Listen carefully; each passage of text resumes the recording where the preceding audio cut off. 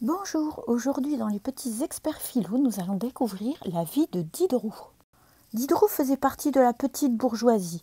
Il est né en 1712 à Langres et il a fait des études dans le collège jésuite pour devenir prêtre. Ensuite, il part à Paris où il commence à étudier les mathématiques et va se lancer dans une aventure incroyable. En 1746, il est engagé par un libraire pour traduire la Cyclopédia de Chambord. En 1947, il décide de s'associer avec d'Alembert pour créer sa propre encyclopédie. Et en 1948, le premier volume de l'encyclopédie française, Dictionnaire raisonné des sciences et des arts et des métiers, paraît. C'est un projet faramineux, ce qu'on va appeler l'aventure encyclopédique. En effet, le but d'une encyclopédie est de rassembler les connaissances éparses sur la surface de la Terre, d'en exposer le système général aux hommes et de les transmettre aux générations qui viendront après nous. Donc on voit que c'est un projet incroyable.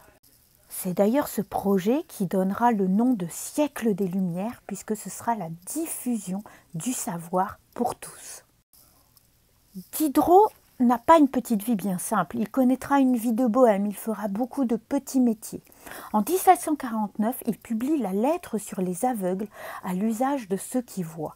Il s'agit en fait d'exercer un œil critique sur le monde qui nous entoure et en fait, comme il parle d'athéisme, c'est-à-dire qu'il remet en cause la religion, il va se retrouver en prison. En 1759, c'est au tour de l'encyclopédie d'être mise à l'index, c'est-à-dire d'être censurée à la fois par le roi en France et puis également par le pape, car cela remet en cause la monarchie absolue et la religion. Donc on a des articles qui posent beaucoup de problèmes et Diderot et d'Alembert vont être obligés de se cacher pour continuer leur projet d'encyclopédie. On l'a dit, Diderot refuse la monarchie absolue, c'est-à-dire un roi tout-puissant de droit divin. Il ira donc à la rencontre de ce qu'on appelle les monarques éclairés, comme Catherine de Russie par exemple, ou le roi de Prusse. Il ira également en Hollande. Il voyagera beaucoup vers la fin de sa vie et reviendra en 1784 à Paris où il mourra. Il était âgé de 74 ans et aura passé sa vie à essayer de rassembler les connaissances humaines. Diderot avec d'Alembert est à l'origine de ce qu'on appelle l'esprit encyclopédique, c'est-à-dire d'un côté le triomphe de la raison, l'esprit scientifique, les expériences et l'époque de Newton, etc. Et puis de l'autre ce qu'on appelle le matérialisme athée, c'est-à-dire le fait de croire que l'homme est responsable de son destin et qu'il fait le bien parce qu'il le peut. Et en fait, il va développer également l'esprit critique. Diderot se sera intéressé à tous les domaines. Par exemple, il aura mis au point une philosophie esthétique. Il assistera aux expositions de l'Académie des Beaux-Arts et fera des écrits qu'on appelle les salons. Et en fait, pour lui, l'artiste, le génie, est celui qui sait imiter la nature, non pas seulement pour la réaliser, pour en faire comme une photographie ou pour rester concret, mais pour montrer ce qui est caché. Le beau n'est pas le vrai, dit Diderot, mais le vraisemblable.